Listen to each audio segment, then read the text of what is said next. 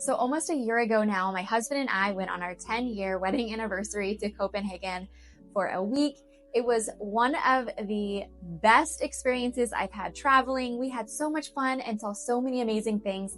And while we were there, one of my best friends, Michelle, ended up surprising us. She lives in Switzerland. And so I got to live this experience through her eyes as well. So I'm going to explain 3 minimalist lifestyle habits that I saw in Copenhagen and how we can take them back to our own homes and use them for a simpler life.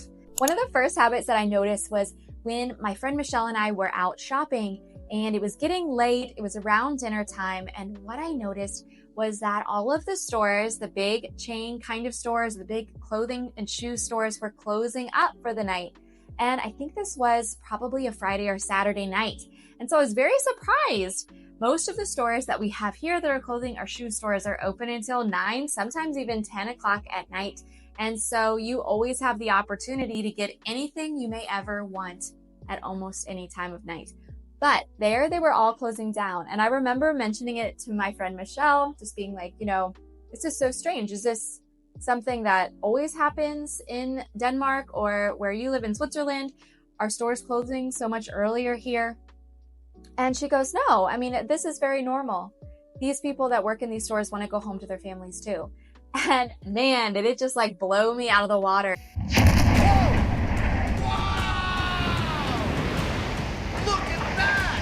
The differences in our values that we have in America and what I saw in Denmark. Here, we want it to be fast, we want to be able to get it right away, and we want it when we want it. So watching these stores close down so much earlier than ours usually do, that their values were set in family time, their values were set in living a lot slower and a lot simpler. And that, of course, is a generalization. So that is not everyone that lives in Denmark, but just seeing the stores close down so early and the reflection of my friend Michelle of, oh, these people have families they want to get home to as well, was such a stark contrast to where I live in America, where things are open much, much later, that it was such a welcome concept. So the second thing that really stuck out to me while I was in Denmark is the amount of time that people spend outdoors. And now we went in May, and even in May, it was colder than it is here in Virginia. So I did not bring my coat because it was May. I didn't think I needed it, but I needed my coat. I ended up just basically wearing every layer that I had brought every single day. I just changed the layers out. Luckily, we were only there for a week, so I wore the same sweater every single day. But what I did love is there was this one day that we were out kayaking. It was freezing cold, but my friend Michelle really wanted to do it, and I did too. So we went out there and we went kayaking on this tour. And what I noticed was that there was a group of older ladies outside right near the canal that we were taking off from, and they took off their clothes, dipped into the river or the canal that we were going through, and then they jumped out and went into what I guess was a public sauna. At least that's what my friend Michelle said. It's just like this big open public sauna. I guess maybe it's free or it's pretty cheap, but they all went in it and were hanging out together. So they were outside in the freezing cold, still dipping into the water, when I would never have done that or never have thought to take all my clothes off when it was really cold outside.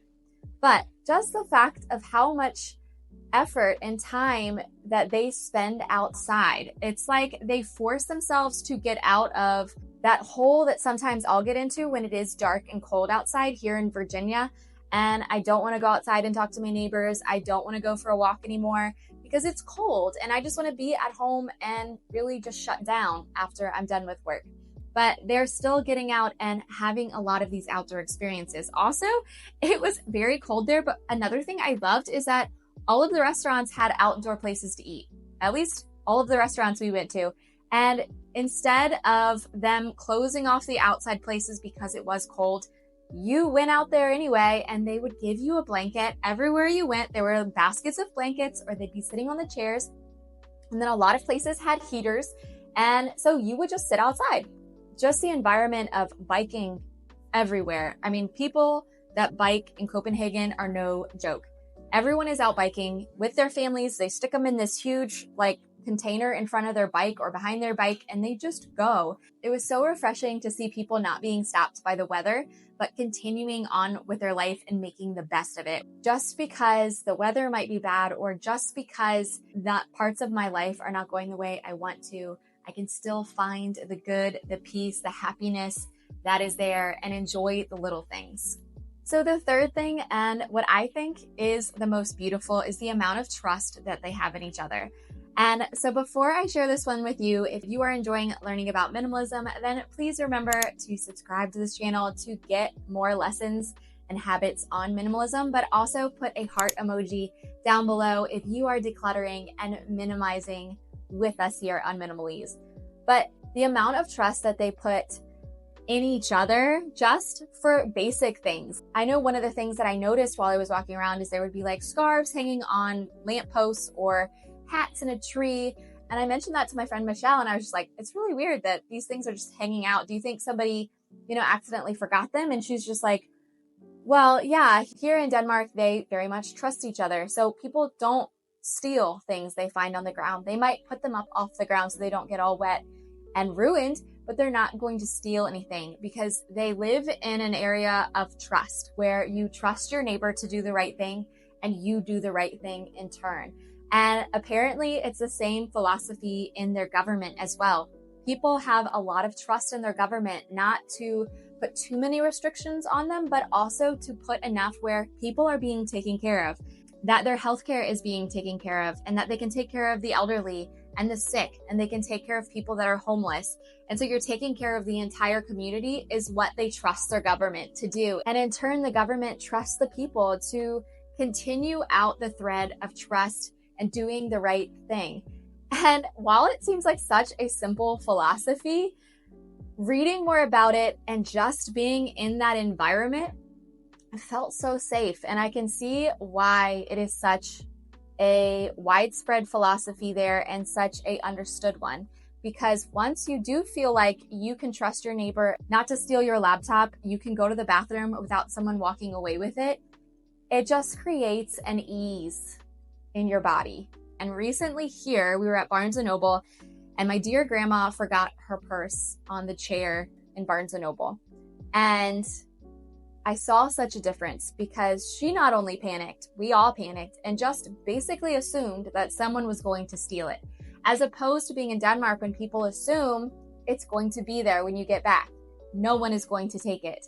And of course, no one did take it. It wasn't there for very long. And I feel like every little time that we do have those moments where we learn that we can trust people, it becomes easier. But in that society in general, there is just an overarching community of trust that you just felt so safe to live out your basic life without feeling like you had to look over your shoulder and be so protective of yourself. So of course, these are very general and broad, and I'm sure we've all had different experiences. If you've traveled to Denmark, maybe you've had a different experience than I have, and I was only there for a week. But looking through it through the lens of my friend who lives in Switzerland and all the things that she also appreciates about going to Denmark and how beautiful their society is, these were just 3 simple things that I have taken home and tried to put into my daily life as well. Living a little simpler, finding contentment in the small things, and trusting my neighbor. I hope you have enjoyed learning about minimalism today. And if you have, remember to subscribe and join us for the next video. See you guys soon. Wait, is that from this one? Yeah. Yeah.